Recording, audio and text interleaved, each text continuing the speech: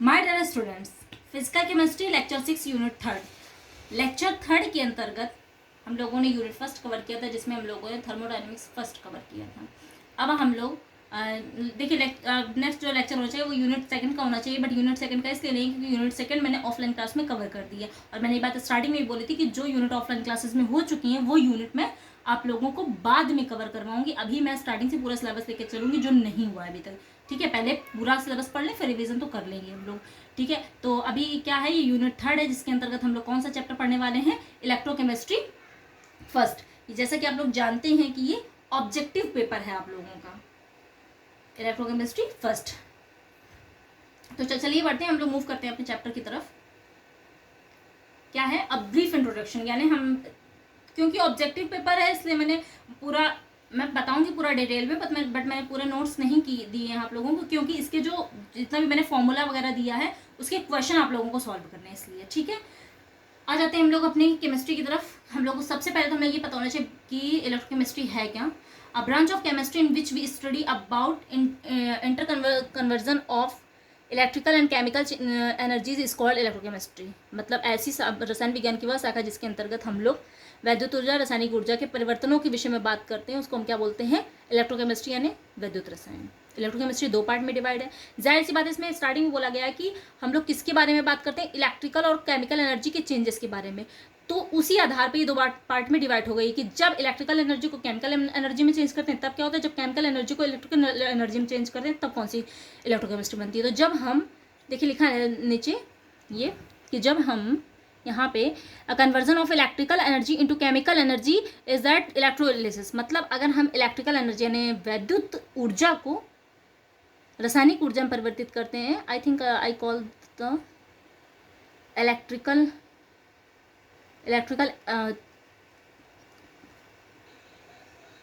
I call the electrical chemistry, but it is electrical energy. Conversion of electrical energy to chemical energy is that electrolysis, यानी electrical वैद्युत ऊर्जा का रासायनिक ऊर्जा में परिवर्तन इलेक्ट्रोलिसिस यानी वैद्युत अपघटन कहलाता है। और नेक्स्ट है conversion of chemical energy into electrical energy, यानी कि रासायनिक ऊर्जा का विद्युत ऊर्जा में परिवर्तन इलेक्ट्रोमोटिव फोर्स कहलाता है। Next important facts to remember, मतलब कुछ इंपॉर्टेंट फैक्ट्स हैं। वही फैक्ट्स क्या, मैंने जो एग्जाम्पल फॉर्मूलाज वगैरह जो बोल रहे थे वो लिख दिए हैं मैंने। क्या होता है, सबसे पहले तो स्टार्टिंग दिए the conductivity of 1 centimetre cube of the, देखिए यहाँ पे सेंटीमीटर क्यूब और द गलत लिखा हुआ, सेंटीमीटर क्यूब ये क्यूब जो ये 3 है ये थोड़ा सा आप लोगों का ये गलत लिखा हुआ है, यहाँ पे ये आपका द की स्पेलिंग THE हो गई, ये टाइपिंग मिस्टेक है। 1 centimetre cube of the solution is called specific conductivity of its solution. ये क्या बोल रहा है, ये बात कर रहा है स्पेसिफिक कंडक्टिविटी यानी विशिष्ट चालकता की बात कर रहा है। विशिष्ट चालकता क्या होती है, अगर हम सरल और बहुत थोड़े शब्दों में बात करें तो 1 घन सेंटीमीटर चालक का प्रतिरोध विशिष्ट प्रतिरोध कहलाता है। ठीक है, विशिष्ट प्रतिरोध की अगर पूरी डेफिनेशन की बात करें तो विशिष्ट प्रतिरोध उस चालक द्वारा उत्पन्न प्रतिरोध होता है जिसकी लंबाई 1 सेंटीमीटर हो तथा अनुप्रस्थ काट का क्षेत्रफल 1 वर्ग सेंटीमीटर है। ठीक है, क्या है, अगर चालकता की अगर हम बात करें तो किसी विद्युत अपघट्य के 1 घन सेंटीमीटर विलयन की चालकता विशिष्ट चालकता कहलाती है। कोई भी वैद्युत अपघट्य हो उसके 1 घन सेंटीमीटर की जो चालकता होगी वही विशिष्ट चालकता कहलाएगी, स्पेसिफिक कंडक्टिविटी कहलाएगी। और इसकी जो यूनिट होती है वो होती है ओम इनवर्स सेंटीमीटर इनवर्स, आपकी लास्ट में लिखी हुई है ohm inverse centimetre inverse. And this is the formula of specific conductivity, K is equals to 1/ρ is equals to 1/A cross 1/R। Next क्या है, the molecular conductance of a solution is the conductivity of all the ions produced by the dissociation of 1 gram molecular weight of an electrolyte when dissolved in a certain volume V. This is the molecular conductance. molecular conductance क्या होता है, किसी विलयन की चालकता जिसमें 1 मोल वैद्युत अपघट्य घुला हो, विलयन की आणविक चालकता कहलाती है, जबकि विलयन 1 सेंटीमीटर की दूरी पर स्थित हो, अनिश्चित व समांतर इलेक्ट्रोड के बीच लिया गया हो। इसका फॉर्मूला क्या होता है, pi m is equals to K cross V। Next क्या है आप लोगों का, next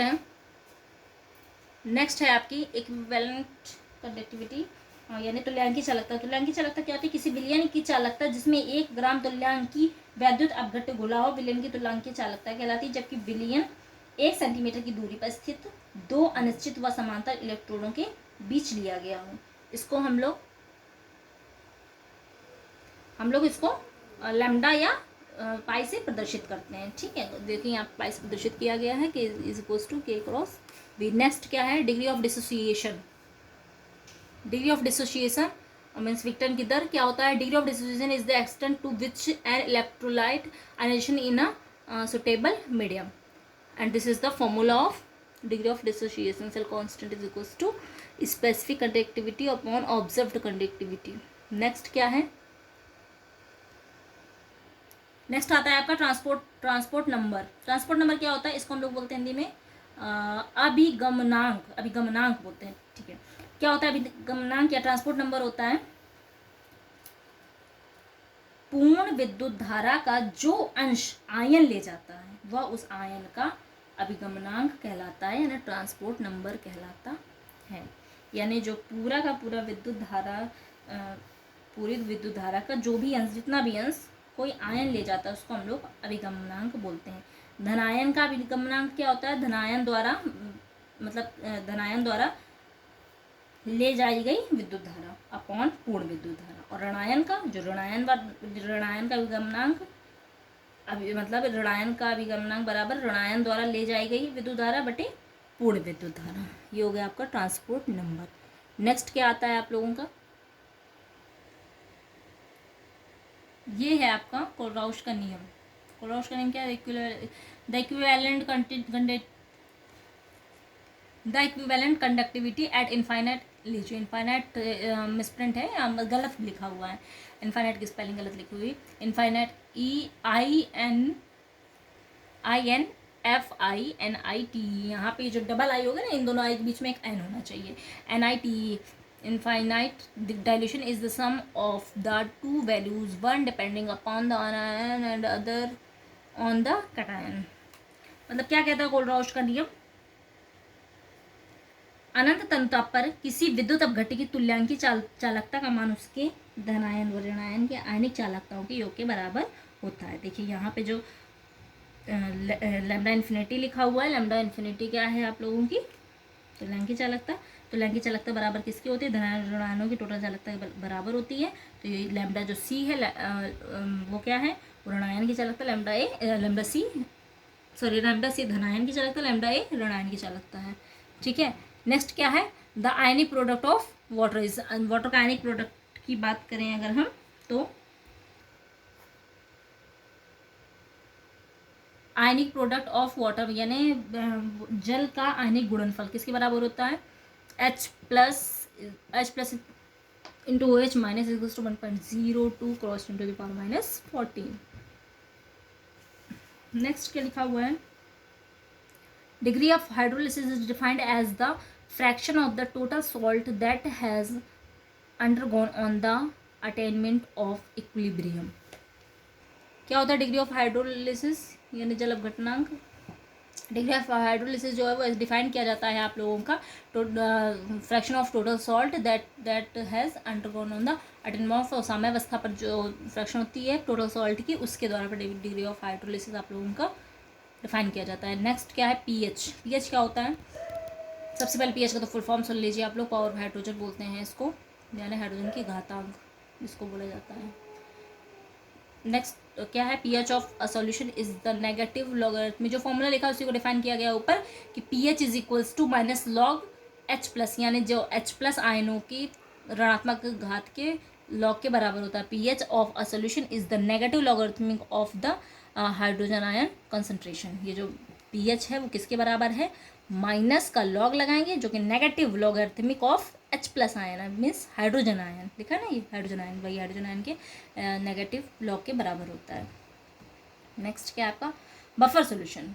buffer solution is defined as the solution which resist changes of the pH upon, यहाँ पे देखिए पीएच गलत तरीके से लिखा हुआ है। क्या होता है बफर सॉल्यूशन आपका, बफर विलयन आप लोग जिसको बोलते हैं, बफर विलियन होते हैं अगर हम उसमें अम्ल या क्षार की, कोई विलियन हो जिसमें अम्ल या क्षार की थोड़ी सी मात्रा मिलाने पर विलियन के पीएच में कोई भी परिवर्तन ना हो, ऐसे विलियन को बफर विलियन कहते हैं। इसको हिंदी में प्रतिरोधक विलियन या प्रतिरोध विलियन भी बोलते हैं, ध्यान रखिएगा ये बात। नेक्स्ट क्या है, solubility of substance may be defined as the amount of solubility of substance may be defined as the amount of substance solvent 100 gram of solvent, it is represented by S.